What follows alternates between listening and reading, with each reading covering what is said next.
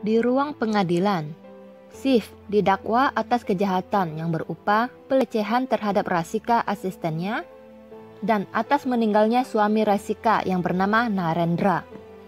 Ketika pengadilan dibuka, pengacara dari Rasika, dia bermula bertanya kepada Sif kronologi kejadian sebelumnya. Sif pun menjelaskan kalau dia tidak pernah ada niat untuk mendekati Rasika. Dan hari itu, Rasikalah yang merayunya terlebih dahulu. Sif juga menjelaskan karena Rasika tidak mau melepasnya waktu itu dan mengatakan hal yang tidak pantas. Sif berkata kalau apapun yang dikatakan Rasika itu adalah bohong. Setelah itu, pengacara Rasika mengundang Rasika untuk bersaksi. Rasika menceritakan hal yang berbalik dari cerita aslinya Sif. Rasika mulai menangis deras sambil memfitnah Sif. Rasika berkata kalau Sif mendekatinya itu karena hubungan Sif dan Anandi sedang buruk. Maka dari itu Sif memaksa untuk meminta Rasika melayani dirinya. Mendengar fitnahan kejam dari Rasika membuat Anandi merasa geram. Sekarang adalah giliran pengacara Sif yang bertanya, yaitu Vivek. Hal pertama yang ditanyai Vivek adalah, di dapur Rasika memasak menggunakan gas atau minyak tanah. Rasika tidak mengerti pertanyaan dari maksud Vivek. Jadi dia hanya menjawab kalau Rasika memasak menggunakan gas LPG. Itu menjadi sebuah pertanyaan.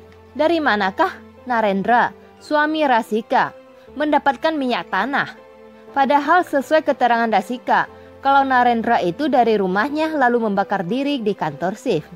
Dan di rumah Rasika itu memakai gas LPG, bukan minyak tanah. Rasika terkejut atas pertanyaan jebakan dari Vivek.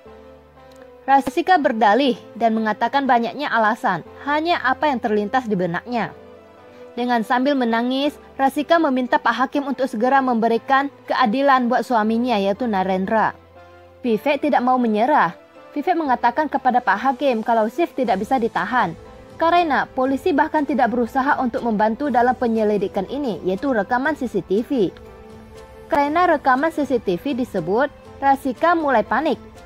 Lalu Pak Hakim berkata kalau sidangnya akan ditunda, sambil menyarankan kepada Vivek untuk mendapatkan bukti rekaman CCTV-nya yang ada di kantor Sif.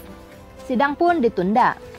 Di kantor polisi, Anandi dan Vivek pergi untuk mendapatkan rekaman CCTV di kantor Sif. Tapi setelah rekaman itu dibuka, ternyata bukti rekaman itu telah dihapus. Ternyata bukti rekaman itu telah ditukar dan diambil oleh Sangvi, selingkuhannya Rasika. Dan mereka berdua sedang menonton kaset rekaman saat Narendra suaminya terbakar. Sungguh kejamnya Rasika. Di rumah Sif, karena mereka kesulitan mencari bukti dan saksi yang berkaitan dengan Rasika dan Narendra, kakek dan Alok yang pulang ke rumah setelah berusaha untuk mendapatkan informasi, kakeknya sedikit kecewa karena informasi yang didapat tidak banyak dalam membantu kasusnya Sif. Setelah itu Sif meminta Anandi untuk mengambil ponselnya di kamar. Baru itulah kakeknya teringat dan bertanya kepada Anandi, apakah ponselnya Narendra sudah diperiksa? Anandi menjawab tidak. Kakeknya berkata kalau mereka bisa mendapatkan informasi dari kontak nomor panggilan terakhir yang di-calling oleh Narendra. Sif merasa itu benar. Kemudian Sif dan Anandi ke toko ponsel untuk mendapatkan daftar panggilan terakhir yang dilakukan oleh Narendra. Setelah memeriksa daftar nomornya, Sif menemukan nomor terakhir yang ditelepon oleh Narendra. Dan itu adalah nomor luar negeri. Sif pun coba memanggil nomor itu lewat ponselnya sendiri. Tidak lama orang yang Sif telepon, dia mengangkat teleponnya. Dan orang itu bernama Anil Machanda, sekaligus teman masa kecilnya Narendra. Sif memberitahu tentang Rasika dan Narendra kepada Anil. Tanpa diduga, Anil udah tahu nama Sif dari Narendra. Anil mengerti kondisi yang Sif alami sekarang. Dan dia beritahu Sif pembicaraan antara dia dan Narendra waktu itu. Hari ini, persidangan sesi terakhir dari Sif dan Rasika pun tiba. Ini kesekian kalinya Mr. Sangvi bersaksi. Vivek mengatakan karena kedekatan Sangvi dan Rasika itu mungkin lebih dari sekedar hubungan mantan asisten dan bos. Sangvi membantahnya.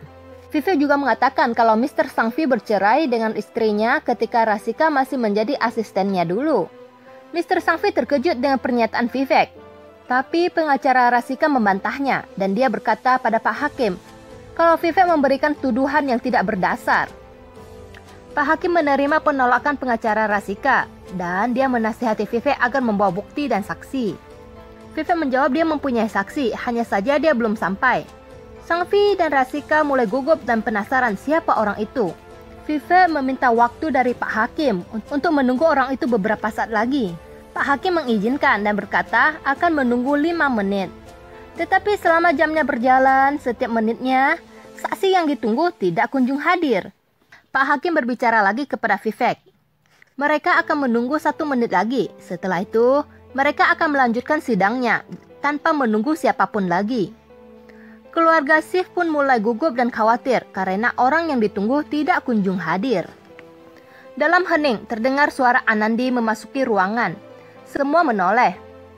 Dan Anandi membawa seseorang. Dia adalah Anil Machanda, teman masa kecilnya Narendra. Rasika mulai takut apa yang akan Anil katakan nanti. Vivek lalu memperkenalkan Anil kepada Pak Hakim. Anil pun mulai bersaksi. Anil mengatakan waktu itu Narendra menelepon dirinya dan terdengar sedang bersedih. Narendra cerita padanya kalau Rasika selingkuh dengan mantan bosnya. Anil juga berkata kalau Narendra waktu itu merasa bersalah karena telah menuduh Sif. Dan Narendra berniat ingin meminta maaf langsung kepada Sif. Rasika dan Sang-fi, mereka berdua sudah ketakutan karena kejahatan mereka akan segera terungkap.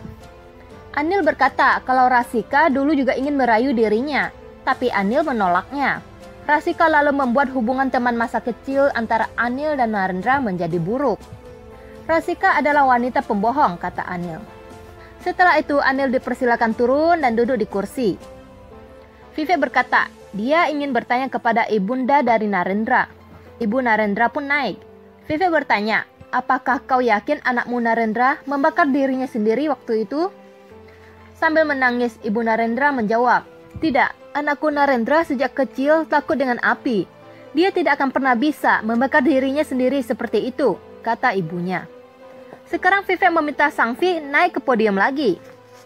Setelah bertanya beberapa hal, Vivek mengundang penjual minyak tanah. Vivek bertanya kepada penjual itu. Sambil menunjuk ke Sang-fi, Vivek bertanya, apa kau mengingat orang itu? Penjual minyak tanah menjawab, ya, aku ingat dengannya. Karena waktu itu dia membeli minyak tanah dengan harga yang mahal, yaitu 1.000 rupiah, kata si penjual. Vivek berbalik dan bertanya kepada Sang-fi, sekarang jelaskan Mr. Sang-fi, kenapa kau membeli minyak tanah dengan harga yang mahal, padahal kau tidak menggunakan minyak tanah di rumahmu? Rasika mulai menangis karena takut, dan Sang-fi mulai gugup karena tekanan dari Vivek. Pengacara Rasika ingin menghentikan pertanyaan Vivek, tapi Vivek masih melanjutkan. Vivek berkata, kalau masih ada bukti rekaman CCTV yang tersimpan, dan gambar di situ sudah mengarahkan semua perbuatan itu dilakukan oleh Mr. Sang-fi. Rasika terkejut, dan keluarga Sif sedikit bingung, karena sebenarnya mereka tidak mendapatkan rekaman CCTV apapun. Ya, itu adalah trik Vivek untuk menakuti Mr. Sang-fi, dan ternyata itu berhasil. Mr. Sang-fi ketakutan setelah mendengar masih ada rekaman yang tersimpan. Dia segera menunjuk Rasika. Sang-fi berkata, kalau Rasikalah yang merencanakan semua ini. Dia tidak ada hubungannya. Karena Rasika tidak menerima tuduhan dari Sang-fi, Rasika pun bangun dari kursinya dan berkata, dia berbohong. Pada saat itu aku dan dia sedang bersama dan Narendra melihat kami, kata Rasika. Sontak dia tersadar kalau dia telah membongkar kejahatannya sendiri. Bahkan ibunya Narendra sangatlah terkejut apa yang telah dia dengar dari menantunya sendiri. Nasi telah menjadi bubur. Rasika menuju ke podium Mr. Sang-fi dan mulai bertengkar dengannya. Dua orang pasangan selingkuh ini sekarang saling menyalahkan satu sama lain. Bahkan, Mr. Sang-fi sampai ingin menyakiti Rasika, tapi diuraikan oleh polisi. Vivek berkata dia ingin bertanya beberapa hal kepada Rasika. Rasika pun naik ke podium depannya. Rasika mulai mengakui kalau dialah yang merayu Sif, dan dia juga yang telah memfitnah Sif. Rasika juga mengakui dikala itu dia sedang bersama Sang-fi dan diketahui oleh Narendra. Narendra ingin beritahu Sif tentang kebenaran ini, tapi dia dan Mr. Sang-fi telah membuat pingsan Narendra. Sambil menangis, Rasika mengatakan di perjalanan Mr. Sang-fi membeli minyak tanah dan menyiraminya ke tubuh Narendra. Rasika melanjutkan, saat itu Narendra terbangun dan dia berlari ke kantor Sif. Tapi Mr. Sangvi yang telah memegang pemantik api, dia menyalakan api dan melemparkan api itu ke badan Narendra yang telah disirami minyak sebelumnya. Begitulah kejadian aslinya terjadi, kata Rasika. Vivek berkata kepada Pak Hakim, kalau Rasika telah mengakui kejahatannya. Sekarang keputusannya ada di tangan Pak Hakim. Pak Hakim mulai berbicara. Karena Rasika mengakui kejahatannya dan dia telah memfitnah Shivraj Shekhar. Karena fitnahan itu pula telah mencemarkan nama baik dari Shiv. Pak Hakim juga mengatakan kalau Shiv tidak bersalah dan dinyatakan bebas. Para keluarga Shekhar semua bahagia karena akhirnya kebenaran Shiv telah memenangkan pengadilan ini. Sebaliknya, Pak Hakim berkata, Rasika dan Mr. Sangvi telah melakukan rencana pembunuhan terhadap Narendra dan mereka berdua akan dihukum masuk penjara. Pak Hakim mengetuk palu, sidang pun berakhir. Pak Hakim bangun dan berjalan pergi. Semua orang di ruangan itu ikut berdiri, lalu mulai bubarkan diri. Mr. Sangvi lalu ditahan oleh polisi, dan Rasika sambil menangis juga ditangkap. Ibu Ira sangat bahagia sambil memeluk Shiv. Anandi yang juga bahagia untuk Shiv, dia juga memeluk suaminya. Beginilah akhir sidang dari kasusnya Shiv dan Rasika. Semoga kalian menyukai video ini. Sampai jumpa lagi di video selanjutnya. Bye!